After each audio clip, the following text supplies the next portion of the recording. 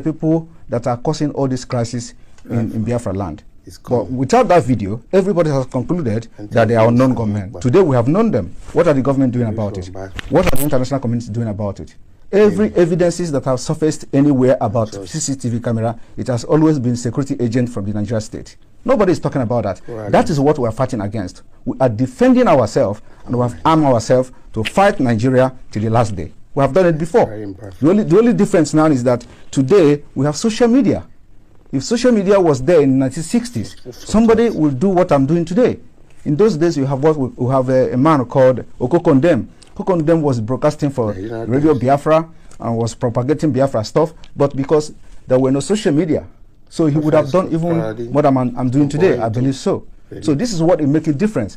And my activities on social media is educating the people, telling them their right, that you have a right to say no, and you have the right to say yes. Who's funding your organization? Biafra people are funding my organization. Not the Tinubu party. I have nothing to do with Tinubu, and it's very funny. A lot of people said Tinubu paid me 25 million. How is that possible? How is it possible? You're denying he I don't know who is Tinubu. I have never communicated with anybody close to him. Just like the way they forged the letter. The reason why this letter issue, Nigeria is a criminal country. They breed criminals. And that's what we're fighting against. The reason why the letter on gets sorted out easily and fast was because it was against Finland, and Finland have to officially react to the letter, and the letter went viral. There are so many lies against me out there on social media. Nobody could come and say it is not true. Okay, so that's, and those lies, when they continue to say it and maintain it, it becomes truth when nobody debunk it. You talk about criminals. Do you think the candidates for the presidency are criminals? They are all criminals, yes. All of them. Even Peter Obi? Peter Obi is a criminal. But he's a southerner, isn't he? He doesn't. I am not a tribal. Listen, I'm not a tribalist. I'm not a tribalist, and that is what makes us different. We want. If I'm criticizing you, I criticize you with fact and figures. I'm going to tell you how all of them are. Do I explain? One, starting from Atiku. Atiku was indicted in the United States for money laundering. He's a criminal. How do you think if Nigeria is a United States, Atiku will come back and start contesting with the criminal record he has had for money laundering? Tinubu was indicted in the United States for drug pushing. The records are there, so it's criminal. Nigeria is being ruled by criminals, and they breed criminals. Peter Obi his name was in Pandora. He didn't deny it. It's also the part of international money laundering crime. He has $15 million in offshore accounts. But surely Obi, being a southerner, is on the side of your people. That is the problem. Why must you have somebody that have to be in the side of my people? That is the dangerous diversity that have brought us this far, because it will never work. Everything about Nigeria is what favors my people. I don't want we want a Biafra where everything favors everybody. But when you have Nigeria, it is either Fulani. Now we don't even have Hausa anymore because Fulani have overshadowed them. So it is either you are fighting for Northerner as a Fulani Muslim, or you are fighting for Yorubas, or you are fighting for Igbo people. So how can you continue in that kind of system? This is why we must make sure that we do not validate Nigeria again. So could you stay there? That's my security. Yeah. Right.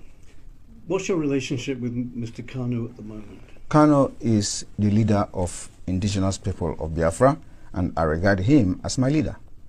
Do you talk? Do you have contact with him? Well, we communicate somehow, but that's a confidential issue.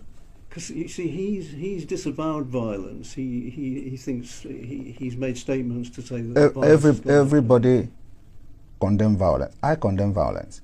Okay. I have always condemned violence. On social media, maybe you don't follow that.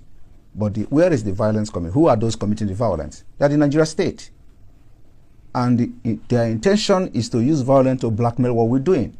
And of course, you do not expect people who are Nigerians who are angry, who have lost hope, and the next thing you see from them is when you are hopeless, you become violent. So what is happening now is not caused by anybody. It is caused by the system itself, And until we begin to understand that the violence happening in Nigeria is being generated by the Nigeria system itself, we will never be telling ourselves the truth. Are you going to rein in your rhetoric a little bit now? Because How? We're in the election period. You know people hang on to your words, and it can cause some violence, can't it? Well, I don't care. You know, we are already at war. In Biafra side of Nigeria, there is a war going on there, and I don't know why medias are not covering it.